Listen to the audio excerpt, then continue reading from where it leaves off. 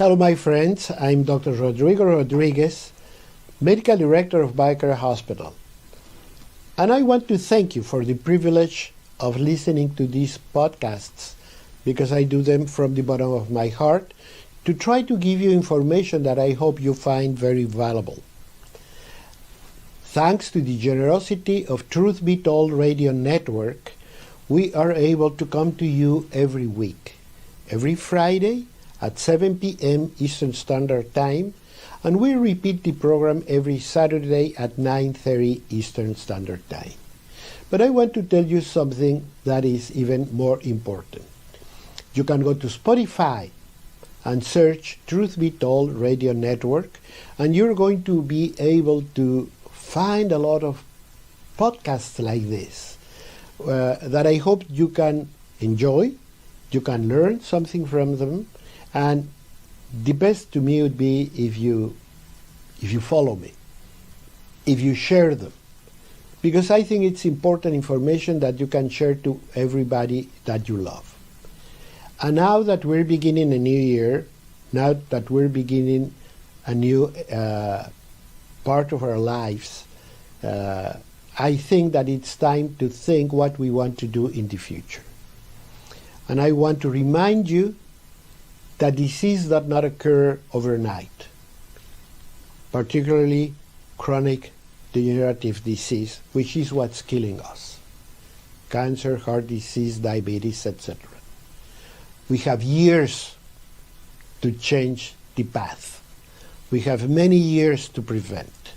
We have many years to avoid it. Don't wait till the doctor tells you you have a deadly diagnosis. Make the change today. Start this time. This time of New Year's resolution would be the perfect time to shift the road to health and wellness. You have a friend, Dr. Rodrigo Rodriguez. I'm available if you give me a call, if you click on the social media of your choice, Facebook, Twitter, etc., or if you go to our website. Ask any question, get information, educate yourself, and make sure that you and your family will have what I wish you most, a very healthy long life. Hello, how are you doing? This is again Dr. Rodrigo Rodriguez, Medical Director of BioCare Hospital, having a conversation with you.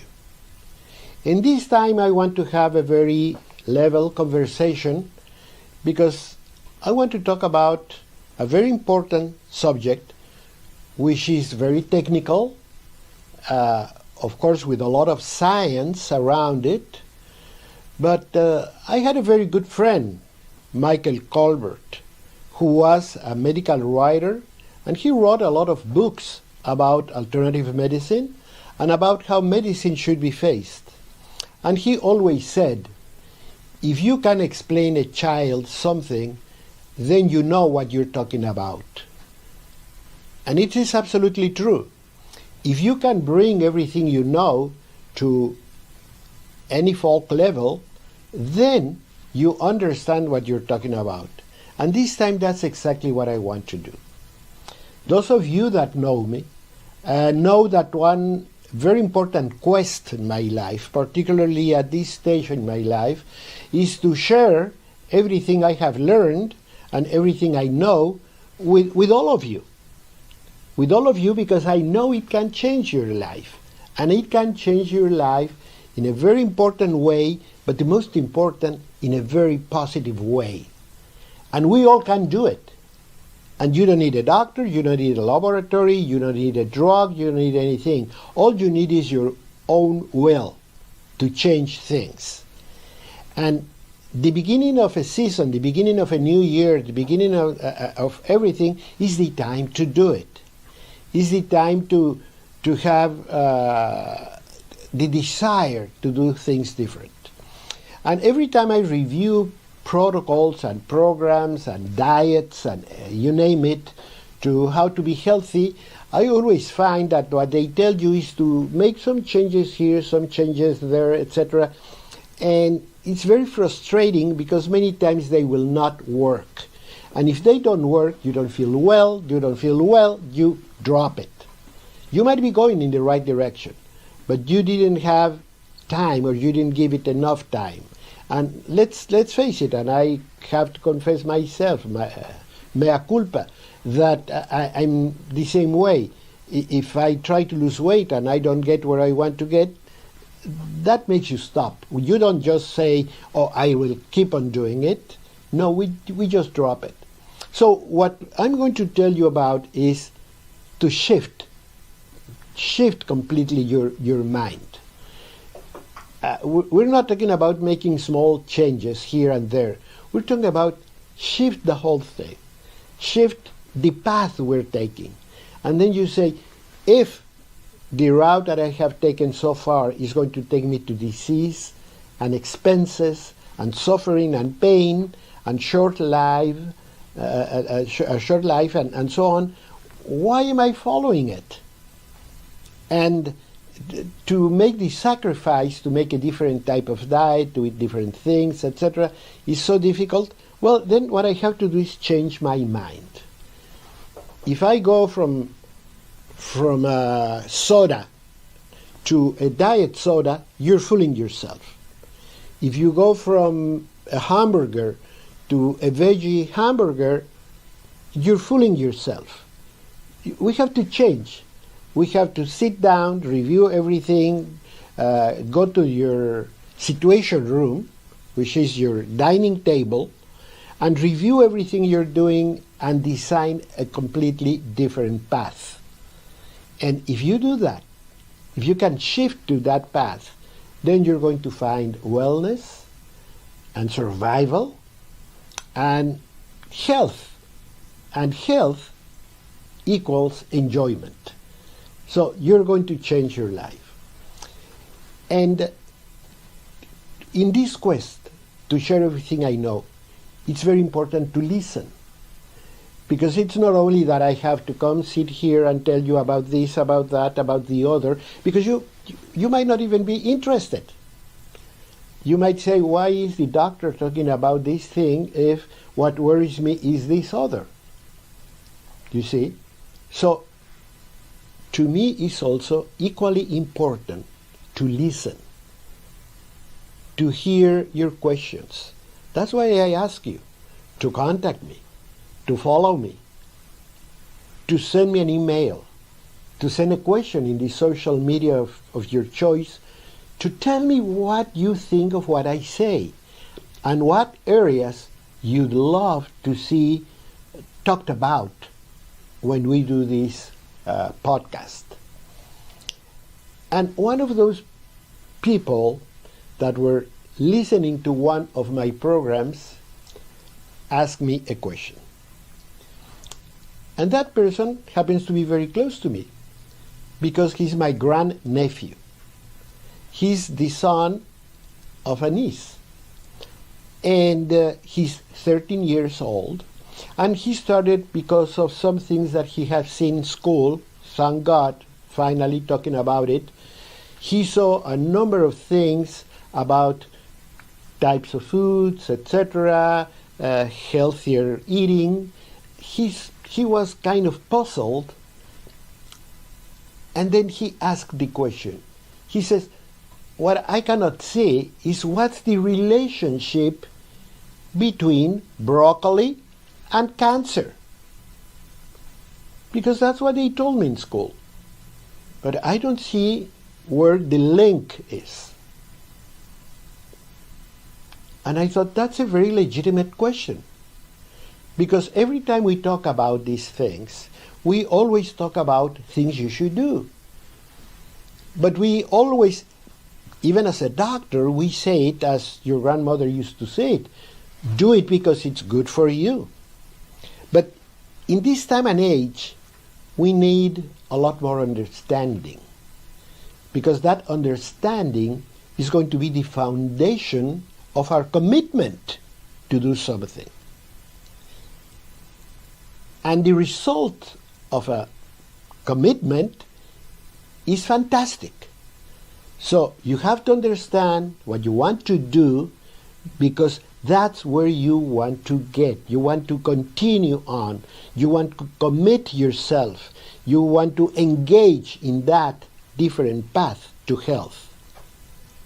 So I thought, if I don't give a good answer to this kid, he's not going to understand anything, and then he's going to just throw his hands up and say, oh, just one more story about do this because it's good for you.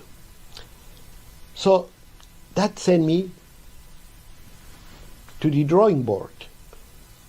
I had to find exactly how to explain the link broccoli, cancer, so he could understand it, he could commit himself, and probably, better yet, he might be able to tell some school friends why this is good, why this is important. So I have to start by the beginning. And the beginning is very simple. Even though we never talk about it, your doctors never talk about it, but it's very simple.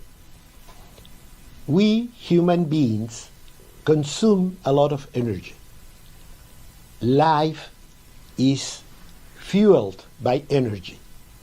We need energy to think. We need energy to produce a heartbeat. We need energy to move the muscles. We need energy to keep the temperature of our body, because if we don't keep it at certain temperature, we're going to die. But sometimes outside, my nephew lives in Indiana. So in the winter time, it could be minus 30 degrees, yet his body has a continued good temperature inside. Why? Because just as he's home, he has a furnace where he's burning fuel. We all were provided with little furnaces in every single cell of our body. Those little furnaces are called mitochondria. And those mitochondria burn fuel all the time. They're the heaters. They're the steam producers. They're the energy sources that moves everything. Biochemical molecules, reactions, cell movements, muscle contraction, neurological information, brain activity, eyesight, everything is fueled thanks to the existence of these mitochondria that can burn fuel provided by what we eat. Like a factory, let's put that example, you're going to see a factory producing a lot of things and using a lot of energy. But if we go around the factory, we're going to find big cables that bring a lot of power, or trucks of fuel that's going to be burned in their furnaces. And those produce heat and movement and energy and everything. They spark the life of that factory. And we do the same thing. Our bodies need the food that we consume to be able to burn part of that food and create the energy that sparks life. What we use in general to produce that energy is glucose, which is a carb. It's a carbohydrate. It's a very simple molecule that's present in many of the foods that we eat, and that is very easily used as a fuel to produce energy. And when you do that, then you have the heat, you have the movement, you have everything. Now, when you consume these foods, you can produce the energy, you burn them out, but like in any combustion process, there are going to be side products that you don't like. It's like your car. It produces smoke, it produces carbon dioxide, etc. So we do. We produce carbon dioxide. We produce a number of things that they're not good for you, and one of them are called oxidative substances that are bad for you. But our body has a trick and knows how to deal with it. So stay where you are, because we're going to continue talking about now free radicals.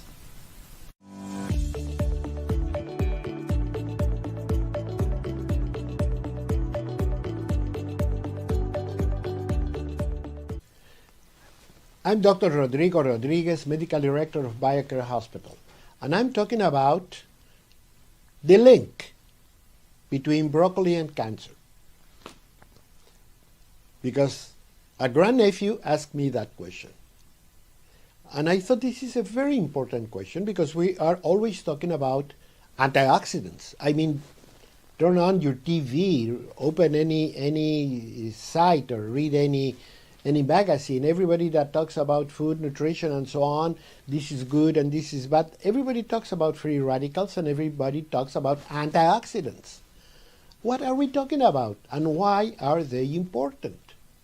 So the question, broccoli to cancer, brought the opportunity to review this thing and say, I have to explain to the level of a 13-year-old person why antioxidants are important, and why without them, yes, we can go to cancer, and why with broccoli we can avoid cancer.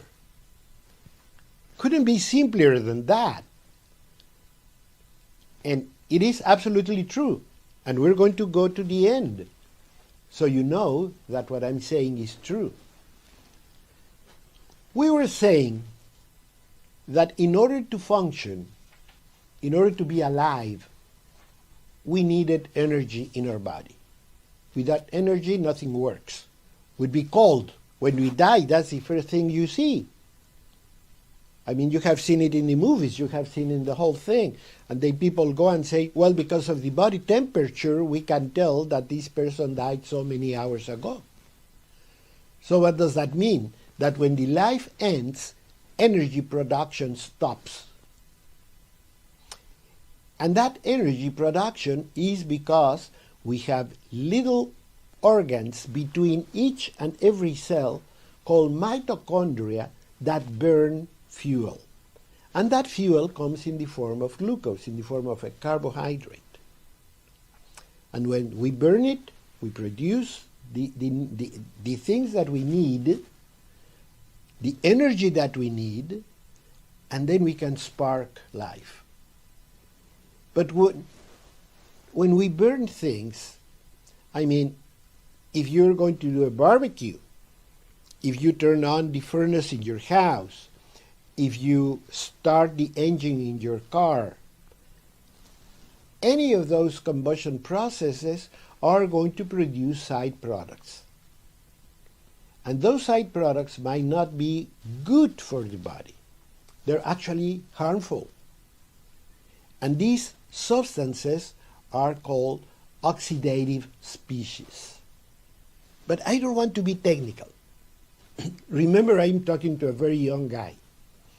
So I don't want to be technical. So let's forget about these reactive species. Let's talk about simply oxidative substances. And oxidation, you know, oxidation is like rust. It's damaging.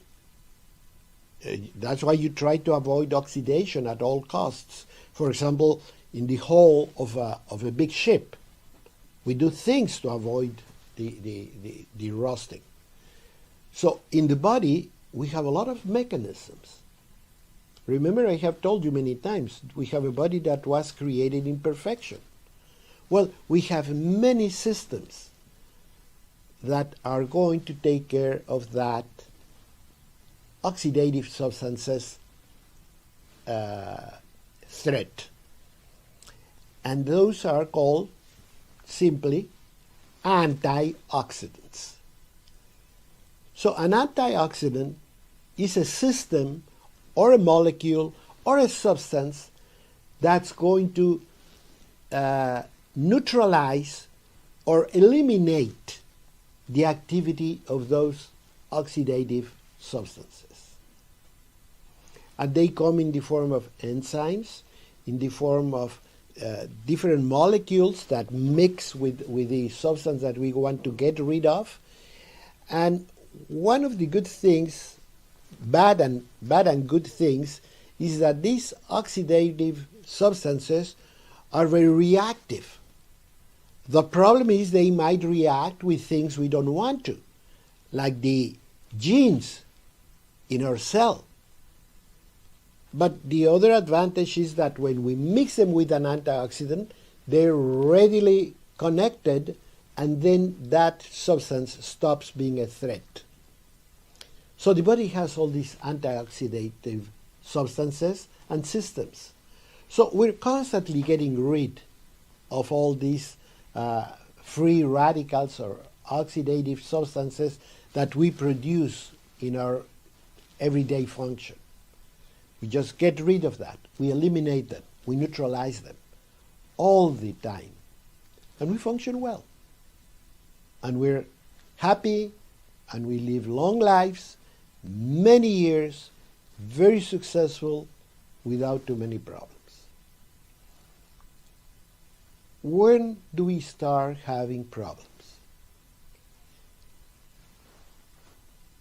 Let's think of equilibrium. Let's think of a balance. This is my oxidation level, and this is my antioxidation level. Let's say you have, in a scale of 1 to 100, 50% production of oxidative substances, but you have a 50% capacity of antioxidation. What's going to happen is they're going to neutralize each other, and you do not have any health problem. Now, two things might happen. One, you start producing too many free radicals. Your oxidation system might be getting worse and worse. And then your capacity to neutralize those free radicals is going to be overwhelmed. What do you have as a result? An oxidative body that's going to be threatened by these harmful substances. Because I said it, free radicals have the capacity to mix with a lot of things, and they can go to your DNA, and in the DNA they can change genes.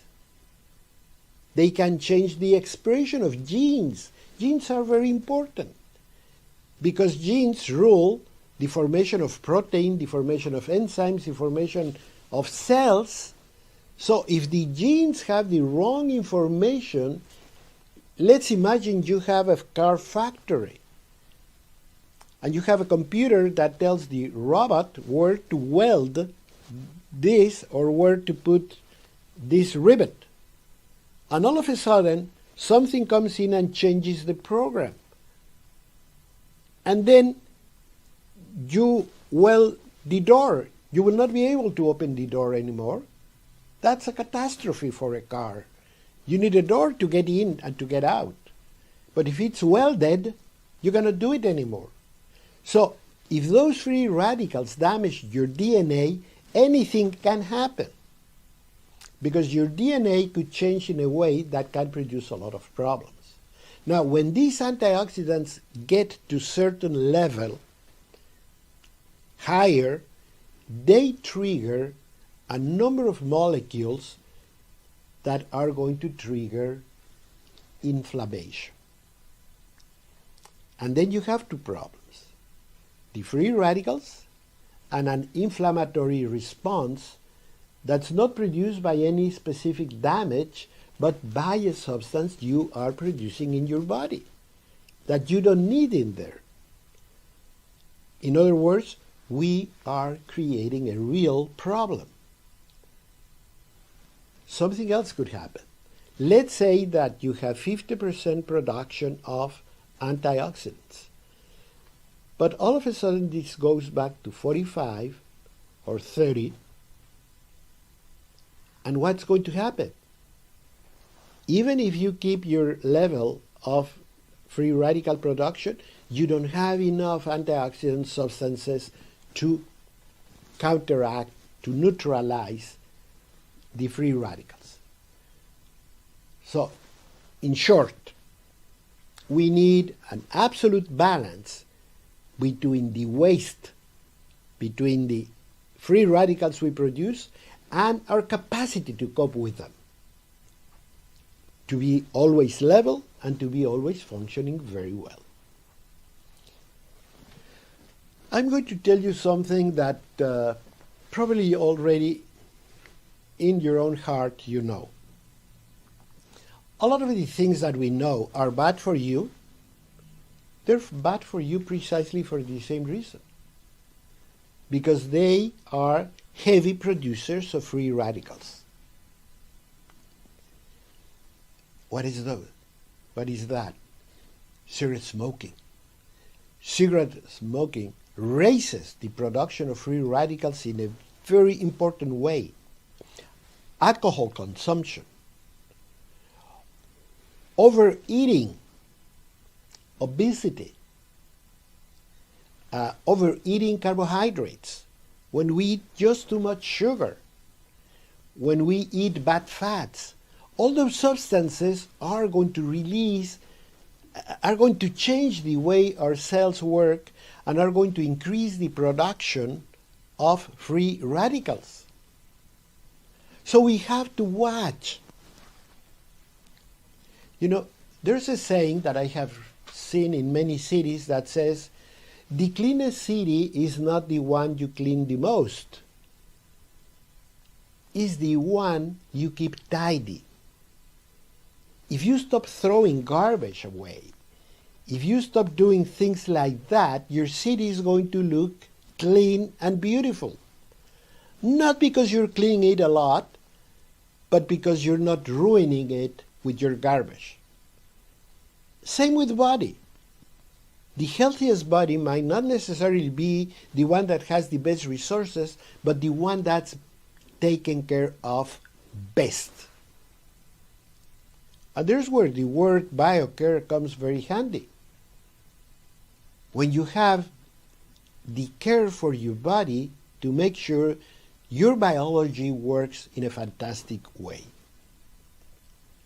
So let's think of that next time you do something you know it's not good for you. You're ruining a lot of things, and you might be changing one of your cells in the wrong direction. That sometimes can be catastrophic. So if you stay where you are and you continue listening, let's discuss that part, because that becomes worrisome. Stay there.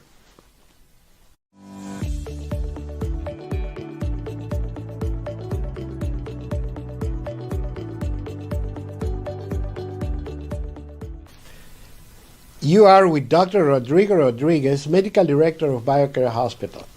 And we're talking about a simple subject. This is a question by a 13-year-old that asks, what's the relationship, what's the link between broccoli and cancer? And we started talking about how the body works. Because if we want to look for an explanation of the whole thing, we have to understand several simple things. One, the simplest, that life consumes energy, and that the body can produce that energy in tiny elements of every cell called mitochondria that work as a furnace, where we burn glucose and carbohydrates to produce the energy the body needs, the heat the body needs, spark life in one word. And we said that in that process we have the possibility of creating harmful substances that we are going to refer to as oxidants or free radicals. Very frequently you're going to find the word free radical. Well, these are the byproducts of the burning of carbs within the body. Now, the systems in the body can cope with those carbs, can cope with those oxidants, with those free radicals. They can eliminate them, they can neutralize them, they can get rid of them. But in order to do that, these systems will have a capacity to fight with them that has to be equal or higher than the amount of free radicals we produce. So, in order to keep everything good, we have to be able to cope with every single free radical we make in the body. Because we have this capacity to cope with them, we cannot exceed that capacity or we're going to be in trouble. We said that many of the things that we know are not good for you, in fact, raise the amount of free radicals that we produce. One of the worst is cigarette smoking. I always wonder, when are we going to stop that? And of course, a lot of the chemical thing that we are assaulted with, everything, many times in the food supply, it's filled with a lot of chemicals and a lot of things that we don't want. That's why smart food shopping is important. Alcohol drinking, a bad night's sleep, as simple as that. If we don't sleep well, we are going to have problems with free radicals because we're going to produce more. So it's important that we have good night sleep, restorative. We call it restorative.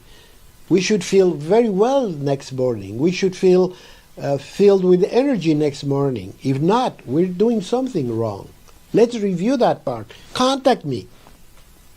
I have a blog. I have answers for you, how to analyze what's happening and how can I correct my sleep pattern. And all these things are important. Eating the wrong foods, eating too much of something, particularly sugar, can produce a big amount of free radicals. So we have to make sure that we don't overproduce free radicals because we only can produce so much antioxidation. Now, the antioxidants, let's talk now about the other part. What are antioxidants? Antioxidants are substances produced in the body or provided by food, either or, that are going to connect to the free radical and they're going to click together like a key. It's going to enter that free radical, it's going to turn it off. But it has very specific chemical structure. And these antioxidants can do that, exactly that. They're going to be circulating in the body, and every time they find free radicals, they're going to neutralize them, and finally we're going to excrete them out of the body through the bile, through the urine, through the stool.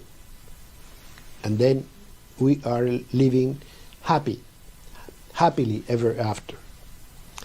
But remember, we just have to keep the balance between how much free radicals we produce and how many antioxidants we produce. What had happened with the antioxidant system?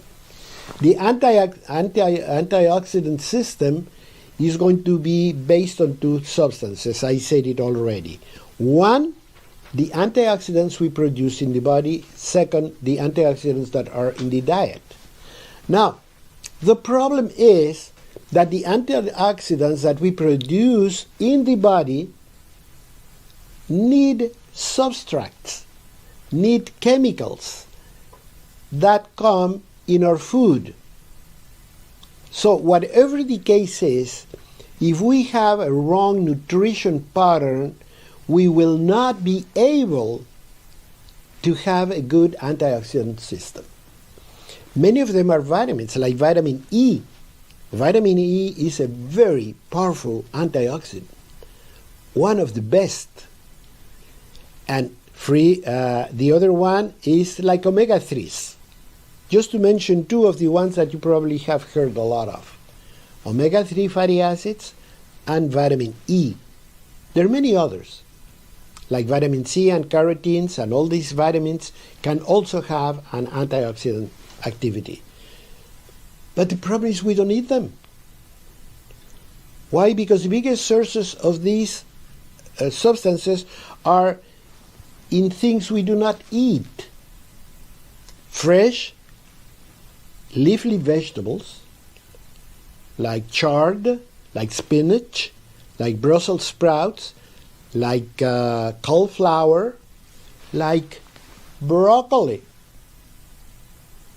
which is the beginning of the question.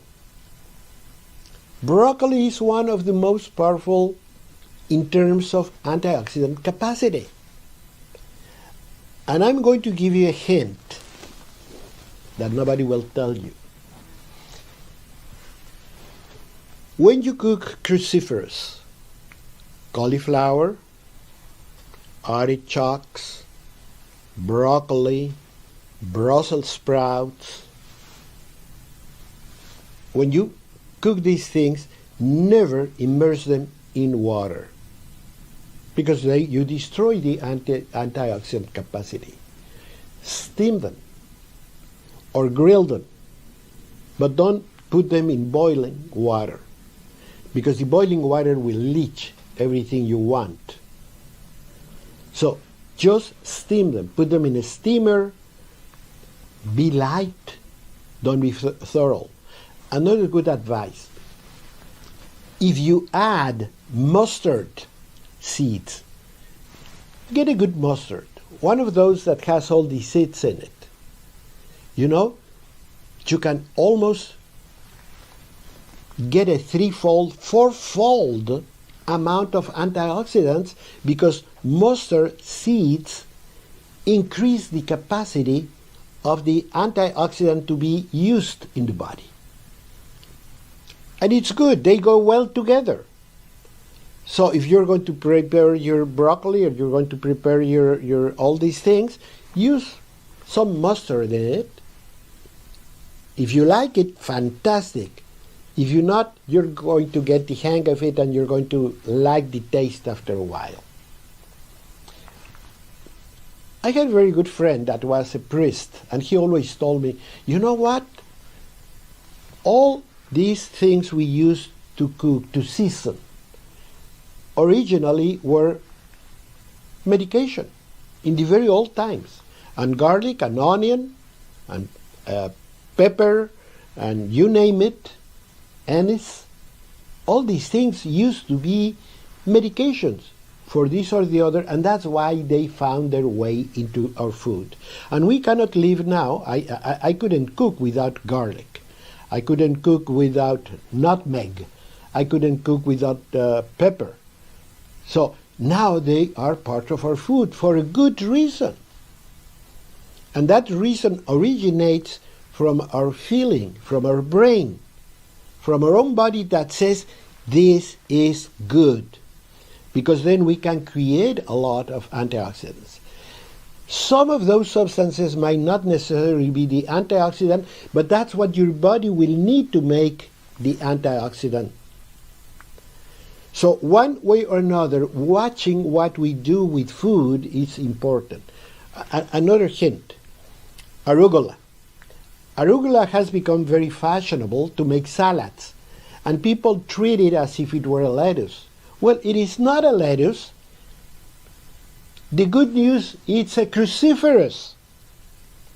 So it can also have a very heavy antioxidant content. Once again, if you put your arugula, then you can put in a little thing, some lime juice, some olive oil, salt and pepper, and mustard with seeds.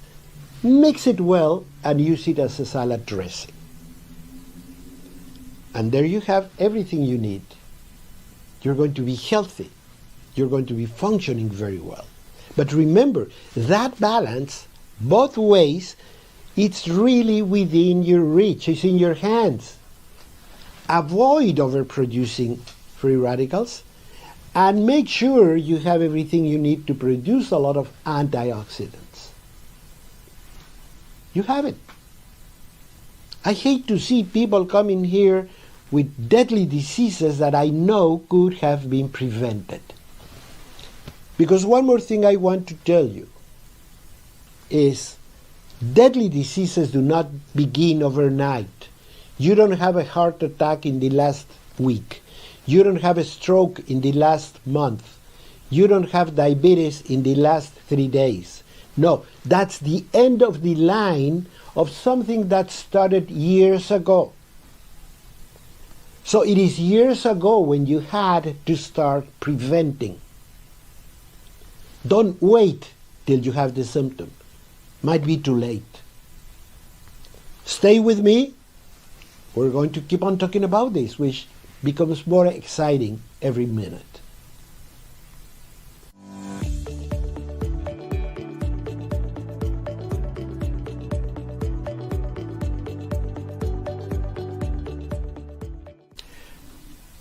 I'm Dr. Rodrigo Rodriguez, Medical Director of BioCare Hospital. And today I have been trying to answer a 13-year-old boy question. What is the link between broccoli and cancer? And I thought it was very important to answer him because I wanted to support his imagination, his interest in food. It's very rare that you see young people worried about that. And I was very pleased to hear that the question came because he heard it in school, that if you ate broccoli, you could avoid cancer. And he couldn't see the link. And then he thought, well, I have my uncle, Dr. Rodriguez. He always talks about this. He might have an answer. So this program is really trying to explain him why. But it's very important for everybody. Because we many times talk about these things. We talk about broccoli. We talk about antioxidants. You see it everywhere. You talk about vitamins, essential fatty acids. But it's very hard to find the connection. Why this really changes my life? Why this really is a benefit? If I'm going to eat a food that I don't particularly like, if I'm going to give up things that I love, like fries and soda pop, tell me why. First of all, I have to tell you, the reason we like soda pop and fries is because that's the way they educated us. And I count myself because I come from that generation where having fries and soda was cool. But it's not anymore because we now know better. And if you're a young person listening to me today, I want you to tell you that that is not cool. It's harmful, and you can pay with a lot of pain, suffering, and even your life doing that. So let's see what happens. What happens is that the life process produces a lot of good things. We can see, we can love, we can run, we can sleep, we can swim. There's so many things our body can do. But in the process produces waste products or byproducts that can be harmful.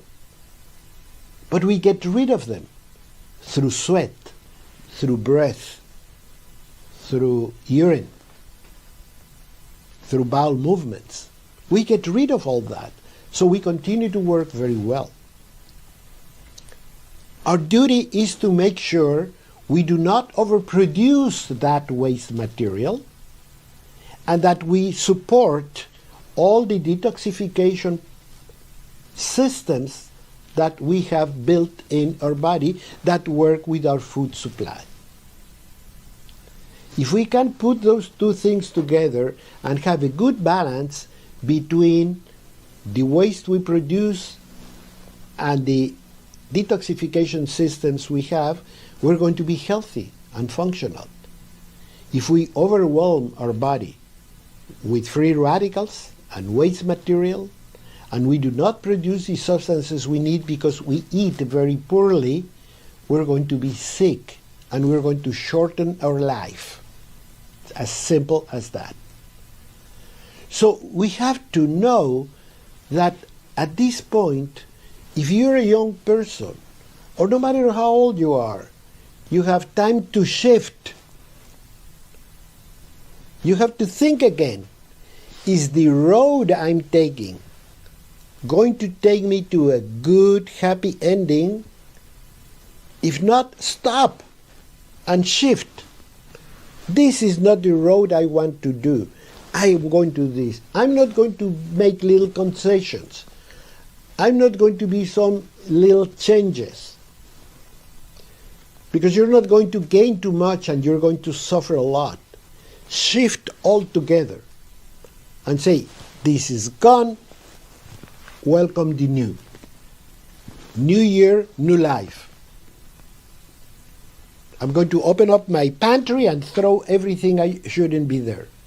Because I know all my antioxidant system depends on what I eat. And I need, we said, vitamin E and essential fatty acids and carotenes and vitamin C. All those are in fresh food.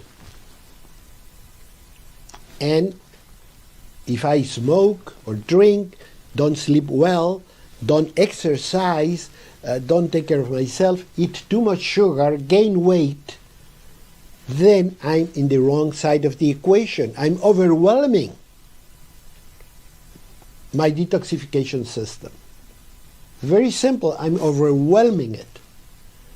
So even if I have a good system, it's not working because this is just too much. It's too much of a burden that the body cannot cope with. The response is inflammation. The body starts getting inflamed.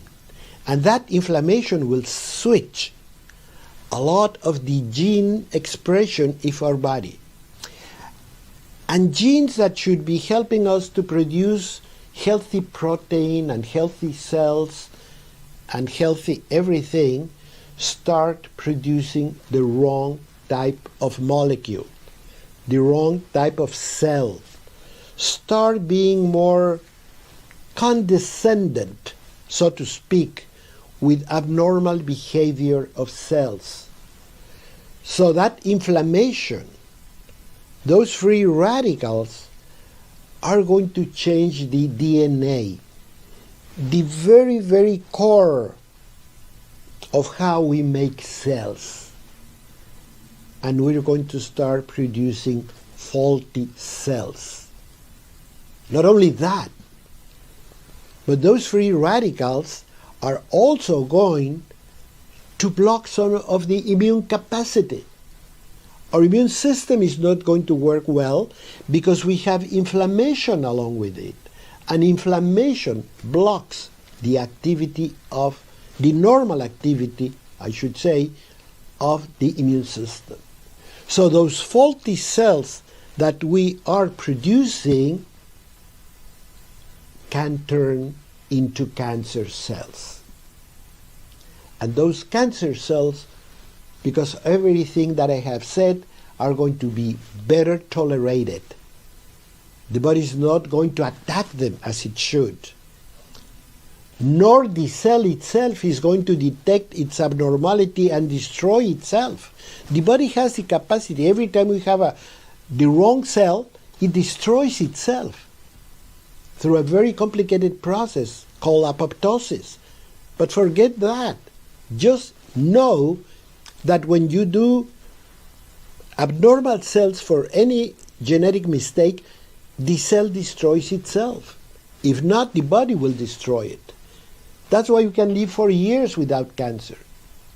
But if that system fails, we are going to create more and more cancer cells that are not going to self-destroy, that are going to be better tolerated, and through time, they're going to develop into a cancer, into the bad news, until the time where you sit at the desk with your doctor and the doctor tells you, I'm sorry to tell you, you have cancer here, you have cancer there. What are your options then? Your options are a hospital, a doctor, appointments, lots of money, lots of suffering, suffering for your whole family and everybody around you. But you had years before you reach that point, many years before you get to that point, to shift the road. Why don't you take the opportunity? So, I'm going to answer the question concisely and very clearly to my grandnephew. Broccoli, as many fresh vegetables, are going to be the foundation of the production of antioxidants that are going to destroy those waste substances your body produces and that can produce cancer. So broccoli, in the end, will block cancer in your body. I'll be with you next time. I hope you like the answer.